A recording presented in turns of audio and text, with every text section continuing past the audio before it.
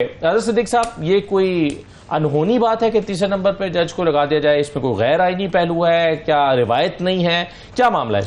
देखिए, एक बात तो बड़ी वाज़ेह तौर पर है, अल जिहाद ट्रस्ट केस और अदलिया की आज़ादी के लिए असद, आपको पता है, शरफ फरीदी केस, मुनीर भट्टी केस और मलिक असद अली एक प्रेसिडेंट चले आ रहे हैं जी।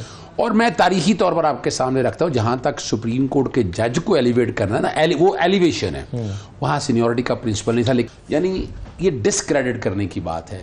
जस्टिस शुजात अली खान, जस्टिस अली बाकर नजफी, यानी मेरे लिए, मैं कहूँ मेरे लिए तमाम जजेस बराबर हैं, जस्टिस आलिम मेरे लिए बराबर है, लेकिन मैं इसको, हम कम से कम हम लोग जो हैं इसको सपोर्ट नहीं करते वोकला की। ये गैर आईनी तो नहीं है ना? मगर मैं उसकी वजह एक तो कस्टम है, दूसरा जो सीनियरिटी का जो प्रिंसिपल है, long standing principle settle down हो गया हुआ है ना, उसकी वायलेशन। मसला क्या होगा इससे? अच्छा जरा समझिएगा। चले मैं इसको एक और एंगल से कहता हूं, मुझे ये बताइएगा, बाकी दो जजेस जो हैं उनके बारे में, चले हमारे जजेस जो हैं जो जुडिशल कमीशन में बैठे हुए हैं, हमारे मिनिस्टर ऑफ लॉ जो आपको पता है नून लीग से ताल्लुक है उनका, अटॉर्नी जनरल दोस्त है हमारे, उनका भी नून लीग से ताल्लुक है उनका, पंजाब के जो हैं मिनिस्टर लॉ नून लीग से ताल्लुक है, एडवोकेट जनरल दोस्त है हमारे, उनका भी ताल्लुक नून लीग से है। इन्हें सब ने यूनानिमस कैसे कर दी है? कुछ समझने वाली बात है। मैं इनडायरेक्ट तरीके से कह सकता हूँ, किसी दौर में पॉलिटिकल कोई एडवांटेजेस या कोई फ़ायदे, इस तरह की चीज़ें ऑलरेडी रही हैं, लेकिन इस तरह का इंप्रेशन जो है ना, ये कल हमारे लिए बड़ा मसला आ गया। हमारे लिए, हम बतौर वोकला हम आज भी समझते हैं, और मेरा जहां तक ख्याल है, हमने बाकायदा, आपने देखा होगा, खत भी लिखे गए, रेजोल्यूशन भी भेजेगी, बार काउंसिल्स की तरफ से भी आया, लेकिन चूंकि अपना जुडिशल काउंसिल है और जुडिशल कमीशन है, उन्होंने फैसला कर दिया। और आज ये साबित होगी बात, आज ये बात क्या साबित हो गई कि जो हमने 175 में 18वीं तरमीम के जरिए तरमीम की थी ना, जजेस की क्वालिटी वो नहीं रही। अब देखना, साबित कर दिया खुद कि दो जजेस के बारे में अब क्या क्या होगा कल, अल्लाह ना करे, मैं गुजारिश करूंगा दोनों जजेस से, खुदारा इस्तीफे की तरफ मत सोचिएगा, ना देखिएगा, ये जो कुछ भी काम जारी रखें, नहीं काम जारी रखें ना, ताकि काम आगे चले ना। सही है। तो इसमें आज़ाद सिद्दीकी साहब, आप अभी अल जिहाद ट्रस्ट केस की बात कर रहे हैं, क्या वो कानून है और पाबंद करता है कि सीने में उसको लगाना है? बड़ी जबरदस्त बात बताऊं आपको, आर्टिकल 189 है कि जो भी सुप्रीम कोर्ट कहेगी ना वो बाइंडिंग है, हाई कोर्ट्स पे भी है, इवन सुप्रीम कोर्ट पे भी है, ये याद रखिएगा। और मैं सुप्रीम कोर्ट के चीफ जस्टिस लगाने के लिए तो वैसे ही एक आर्टिकल मौजूद है ना, आइन का 175 जो है, वो तो वैसे ही बताता है ना कि सीनियर मोस्ट जज को लगाना है, तो वो तो कानून मौजूद है ना, वहां तो ये डिबेट ही नहीं है सुप्रीम कोर्ट में, तो ये डिबेट तो हाई कोर्ट में है ना, बल्कि ये कानून अगर स्क्रीन पे चल भी जाए। देखिए, मैं एक छोटी सी बात बताऊं आपको, जरा समझिएगा जरा।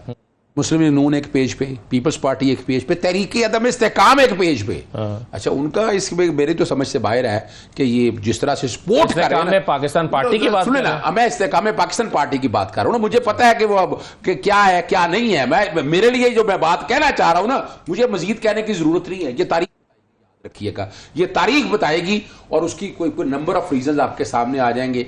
लाहौर हाई कोर्ट के बारे में मुझे अ लॉट ऑफ रिजर्वेशन है। पिछले 2.5 सालों के अंदर जिस तरह से आज ख्याल आ रहा है ना, जरा 2.5 सालों में देखें, जब से PDM 1 की हुकूमत थी, PDM 0.5 की हुकूमत थी, किन जजेस के पास केसेस लगते रहे, क्या कुछ होता रहा, हम ये तारीखी तौर पर देखते रहे। अब मजा क्या है कि लाहौर हाई कोर्ट के अंदर इस वक्त बहुत अहम मामला चल रहे हैं। क्या चल रहे हैं, चले मैं बता देता हूं।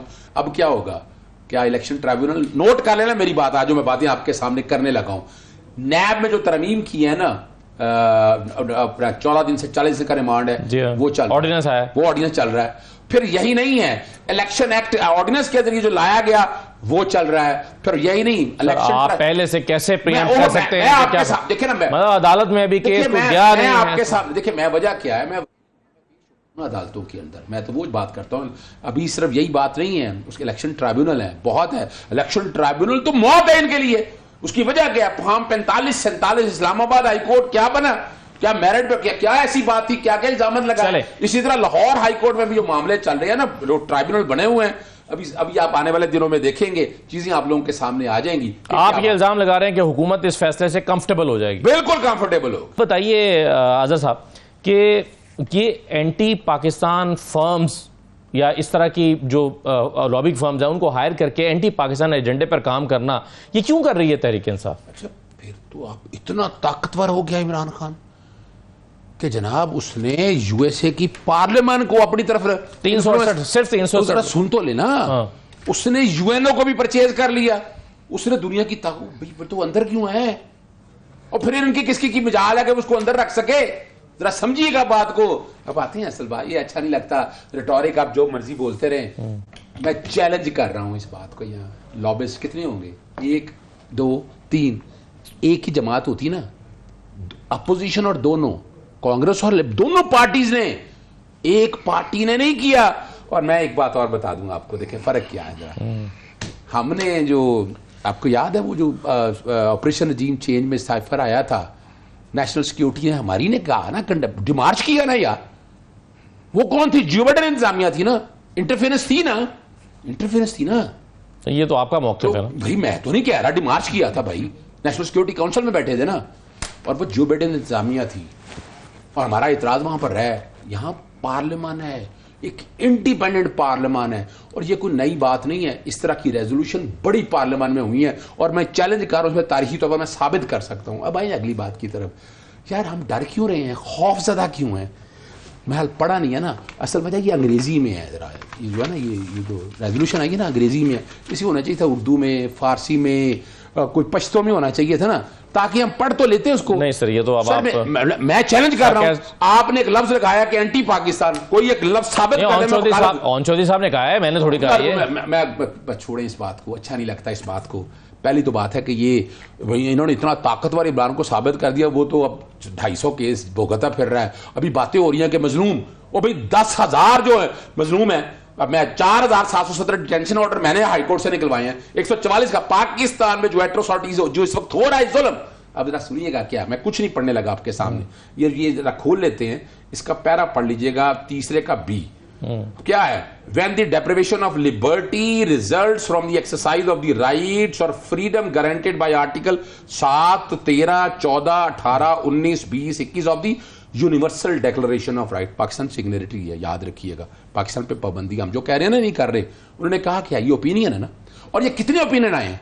मलेशियन, क्या मलेशियन सदर नहीं किया इसमें, वो मैं साबित कर सकता हूं कि पूरी दुनिया, और ये मेरी बात, आज ये बैन अल-अक़वामी इदारे अगर इस तरह के ह्यूमन राइट के खत्म हो जाए ना, तो बात यहां कुछ नहीं रह जाएगा। और अगली बात है ना, उन्होंने सजेस्ट किया, ठीक है, अब जरा वाकया देखिएगा, क्या आपको जमान पाक में जो नॉन बेलेबल वारंट अरेस्ट कराने आए थे, पूरे पाकिस्तान की पुलिस आ गई थी वहां पर, क्या था फिर, क्या इस्लामाबाद हाई कोर्ट के अंदर कोई वारंट ऑफ अरेस्ट नहीं था, उन्होंने ये लिखा, ठीक है, उन्होंने सारे हकायक लिखे, फिर उन्होंने तोशा खाना देखिए, मैं तो इतना हैरान हुआ, मैंने जब पढ़ा, इतनी मेहनत की है उन्होंने इसमें, और उन्होंने ये भी लिखा कि हुकूमत पाकिस्तान का मौक़िफ़ भी मांगा गया, लेकिन हाँ, ये मैं अगली बात कर रहा हूं, हुकूमत अगर था ना